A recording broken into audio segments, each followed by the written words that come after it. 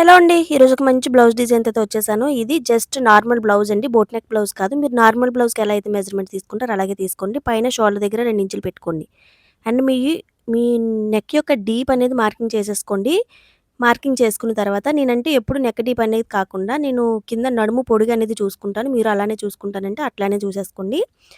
చూసుకున్న తర్వాత ఇప్పుడు నేను వే షేప్‌లో ఏ విధంగా అయితే మార్కింగ్ చేశానో అట్లాగే మార్కింగ్ చేసుకోండి. మార్కింగ్ చేసుకున్న తర్వాత కిందన ఖర్చు ఒక అర ఇంచు మార్కింగ్ చేయండి. అండ్ పైకి 1 ½ ఇంచీ వరకు మార్కింగ్ చేసుకోండి. మార్కింగ్ చేసిన తర్వాత ఇటు నుంచి అటువైపుకొచ్చేసరికి 6 ఇంచులు మార్కింగ్ చేయండి. మార్కింగ్ చేసి క్రాస్‌గా అయితే లైన్ కొట్టండి. నేను ఏ విధంగా అయితే కొడుతున్నానో అదే విధంగా క్రాస్‌గా లైన్ కొట్టేసిన తర్వాత ఇప్పుడు ఆల్రెడీ మనం షేప్ అనేది మార్కింగ్ చేసుకున్నాం కదా! 2 కూడా సమానంగా ఉన్నాయా లేవా? కింద మీద కూడా కరెక్ట్‌గా ఉందా లేదా చూసేసుకొని సేమ్ ఏ విధంగా అయితే మార్కింగ్ చేసుకున్నా అదే విధంగా కటింగ్ అయితే చేసేసేయండి. కటింగ్ చేసేసిన తర్వాత ఇప్పుడు మీరు తీసుకున్న మెయిన్ క్లాత్ కూడా కట్ చేసేసుకోండి. కాపోతే కట్ చేసుకునేటప్పుడు నాది ఇది డిజైనర్ వేర్ కనుక నేనేం చేశాను నెక్ అదని బ్రాడ్ అవుతుంది. బాగా కొంచెం పెద్ద నెక్ ఇచ్చేసాడు. దాన్ని తగ్గించడం కోసం నేను చూసుకొని అడ్జస్ట్ చేసుకుంటున్నాననమాట.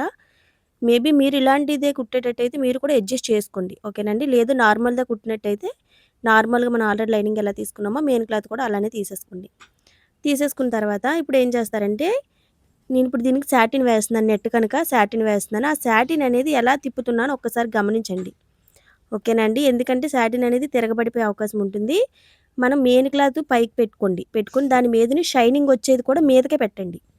అంటే మనం తిప్పేసరికి ఏటవుతుందంటే షైనింగ్ వచ్చేదేమో నెట్ మీదకి రావాలనమాట. అలా వచ్చినప్పుడు మనకి నెట్ అనేది షైన్ అవుతుంది. ఓకేనండి. మీరు జస్ట్ క్యాజువల్‌గా నార్మల్‌ది గాని కుట్టినట్టయితే ఈ ప్రాసెస్ అంతా ఉండదండి. సింపుల్‌గా అయిపోతుంది. ఓకేనా. ఇప్పుడు నేను చూసుకుంటూ ఏ విధంగా అయితే మొత్తం అంతా చూస్తున్నానో మీరు కూడా అలాగే చూసుకుంటూ అటాచ్ అయితే చేసేసేయండి. ఓకేనండి. ఇప్పుడేం చేస్తున్నానంటే సాటిన్‌కి నెట్ అనేది నెక్ తిప్పేస్తున్నాను. ఒకసారి గమనించండి. ఏంటంటే దాని కంటిన్యూషన్ ఏం చేస్తారంటే సంక కూడా కుట్టి వేసేసుకుంటున్నాను నేనైతే. నెట్ కనుక మనకి హ్యాండ్స్ అతికేసరికి నీట్‌గా ఉండదని ప్లెయిన్ నెట్ అనేది అటాచ్ చేస్తాను. అది కూడా జాయిన్ చేసేసిన తర్వాత కింద నడుము క్రాస్‌గా కట్ చేసాం కదండీ!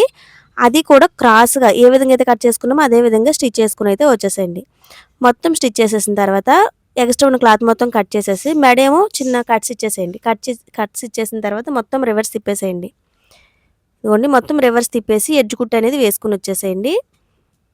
ఈ విధంగా ఎడ్జ్ కుట్టు మొత్తం వేసుకొని వచ్చేసేయండి. ఇలాంటి మంచి మంచి వీడియోలు మీకోసం ఎప్పటికప్పుడు అప్లోడ్ చేస్తూ ఉంటున్నానండి. అండ్ ఇటు సైడ్ కూడా అట్లనే జాయిన్ చేసేసుకోండి. మరొక సైడ్ కూడా ఓకేనండి. మొత్తం రివర్స్ తిప్పి దీనికి కూడా అలాగే ఎడ్జ్ కుట్టు అనేది వేసేసుకోండి. వేసేసుకున్న తర్వాత థ్రెడ్ అనేది తిప్పుకోండి. థ్రెడ్ అనేది తిప్పేసి దాన్ని నడుముకి ఇదిగోండి ఈ విధంగా అయితే వచ్చింది. దానికి నడుముకి అనేది అటాచ్ చేయాలి. అది చివర ఇప్పుడు చూపిస్తున్నాను ఒకసారి చూడండి. చివరన పెట్టేసి అటాచ్ చేసేయండి. ఇదిగోండి ఈ విధంగా పెట్టి అటాచ్ చేసేసేయండి. సబ్స్క్రైబ్ చేసుకోండి. Thank you.